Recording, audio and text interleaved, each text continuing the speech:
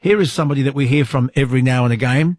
He goes into his cave and gets onto his international contacts and comes out of his cave every now and then to give us his thoughts on what's going on in the world. It's Alternate Media. Bob, good morning to you. Where have you been? Oh, mate, I have been busy. I tried to call a few times, but just trying to sync up, and it's been crazy. Well, the alternative, Bob, that you email Jess and say you're trying to get through and she can ring you. However, we don't know who you are, where you are. We don't know your phone number, and you probably don't want to send us an email. So that's calling through on the open line's the only option to you.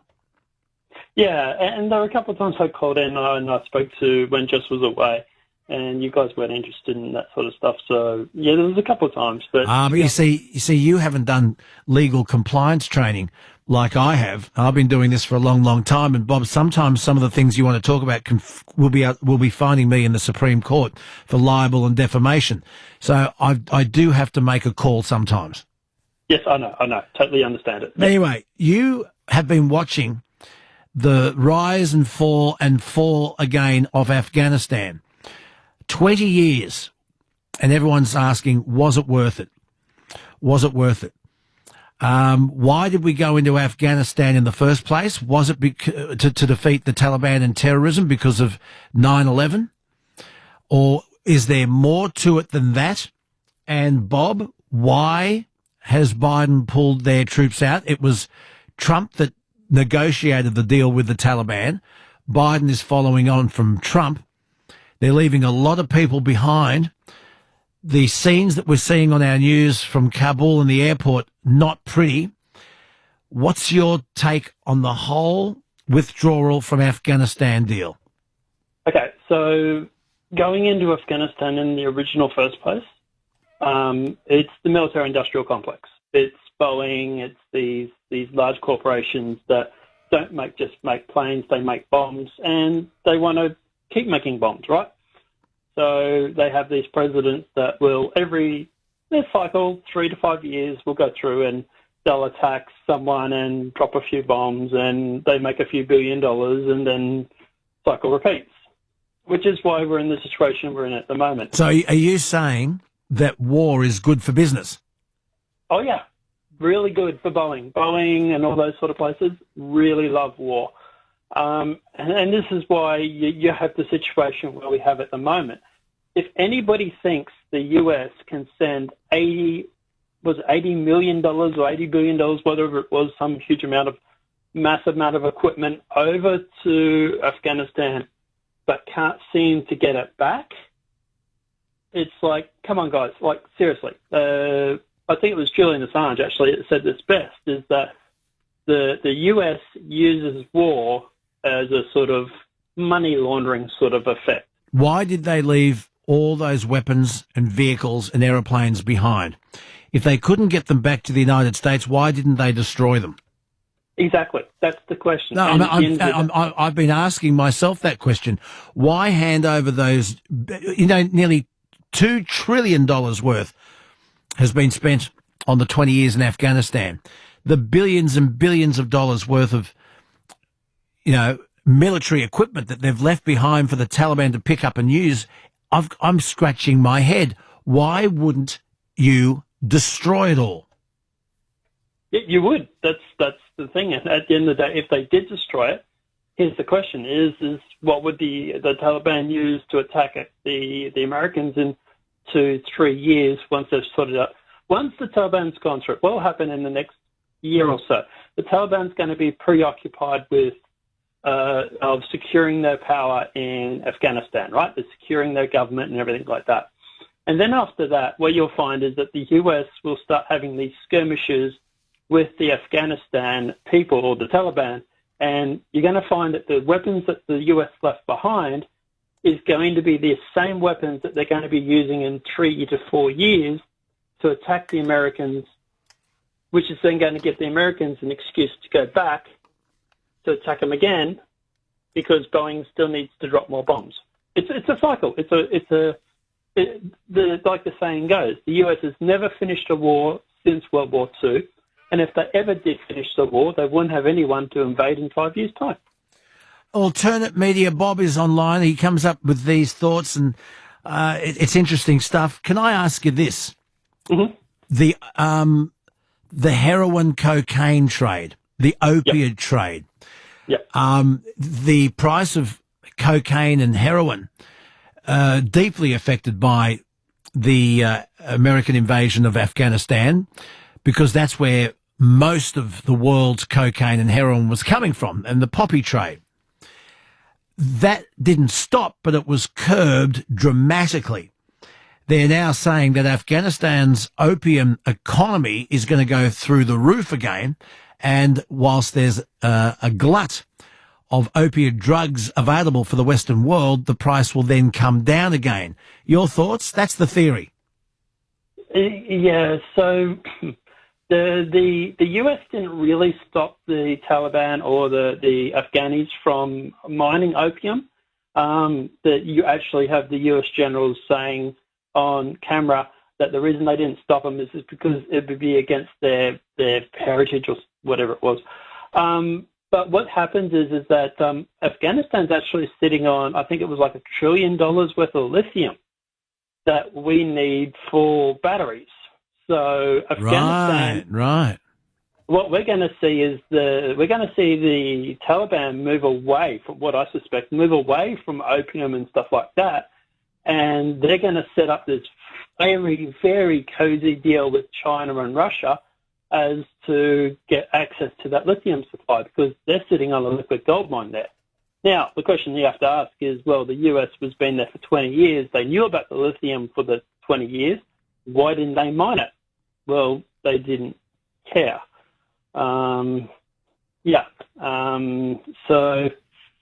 also just one thing too is that you said this was Trump's plan. Trump's plan was actually tore up by Biden.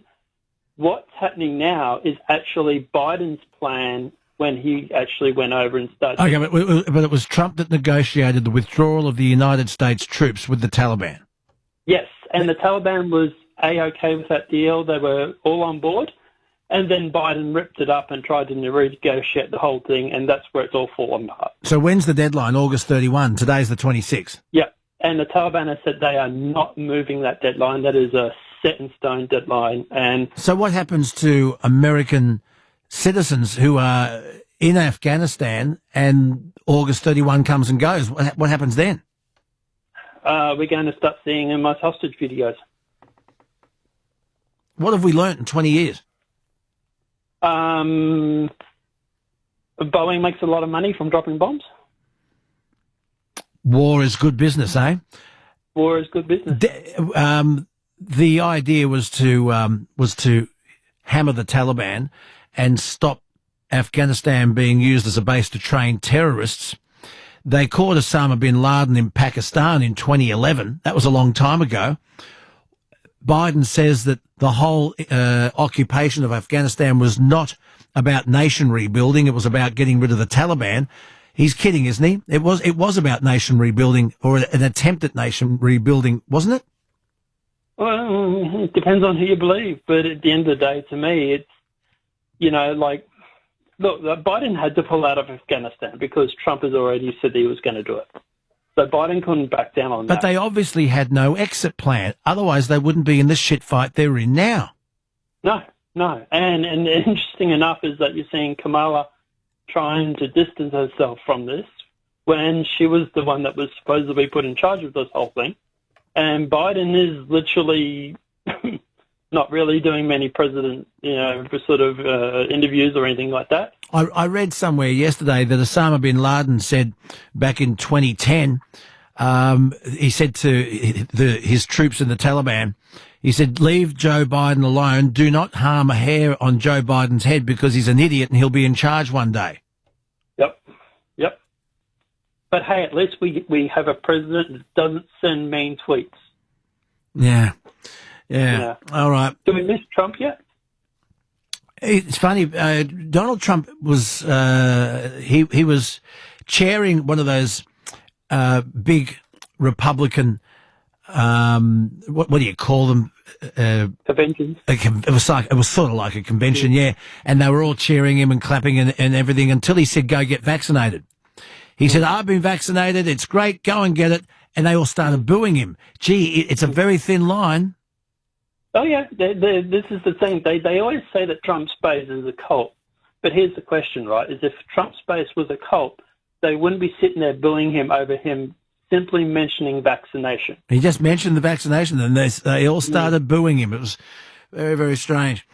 Anyway, what's the future after the deadline, August 31? What happens then? I really don't want to know. I really don't even want to speculate. I don't think it's going to be anything good. If I've any contacts that I've got, I've told them to get out. Get out now as soon as you can. We will probably end up.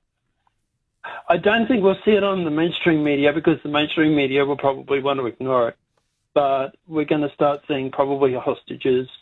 People that are being identified as working with Americans and were probably hung, or if they're American citizens, they're going to have the paper and ransom money, and it's not going to be pretty. And it's not going to be pretty, and they knew that. And these are the military geniuses in charge of our safety. These are the people with their fingers on the red button. And they got this so terribly, terribly wrong. Sure, maybe we did need to get out of Afghanistan. Why would you spend $2 trillion on that basket case of a country that wasn't prepared to defend itself, by the way? No. Because they're a tribal country. And the leadership that was put in place in Afghanistan was as corrupt as hell. Did you see them trying to do jumping jacks? Yeah. Yeah. And how many schools could the US, or how many highways could the US have built with $2 trillion? Exactly. What about Flint, Michigan? Can we give Flint, Michigan running water? What about decent pipelines for the water system? How about wiping out malaria? Or whatever, yeah. Or, there's so many projects that a smart businessman could have gone through and used that $2 trillion for and made America so much better than funneling the money into the pockets of Halliburton and these sort of corporations, because they're the ones. It's the army contractors that have won from Iraq and Afghanistan. It's not the US soldiers. We've got 20,000 people that are wounded or dead. We've got people that over in Afghanistan that hate the US more than they already did. And at the end of the day, the people that have cleaned up, the people that have got the fat paychecks are, Boeing, Halliburton, these military industrial complexes that have these contracts to rebuild these corporations and these countries, and they're the ones that have made all this money, and they're the ones sitting at home laughing in their multi-million-dollar mansions. Well, and in the meantime, through Wounded Heroes, I know this, we've got returned soldiers who served in Afghanistan, came back feeling like shit, a bit like the returned soldiers from Vietnam, and they look at the pictures of Kabul airport now, and they hold their heads down and go, why were we there? Why did we lose 41 soldiers? Why do we have people with no legs at the Paralympics right now who trod on incendiaries and mines and lost their legs? And now you look at it's all gone to shit. Why did we go through all of that? And the mental health issues that are associated with all of those memories, well, God, you've got no idea. What a shit fight indeed. Bob, always good to talk to you, mate. Thank you for that. No worries, buddy. Have a great night. Enjoy. See you, mate. Bye-bye. And what is going to happen to Afghanistan's opium economy? It's going to go through the roof. The impact of the Taliban takeover on the global heroin trade. It is of massive concern. Watch this space, folks. Your thoughts. 133353. The Night Shift on Triple M.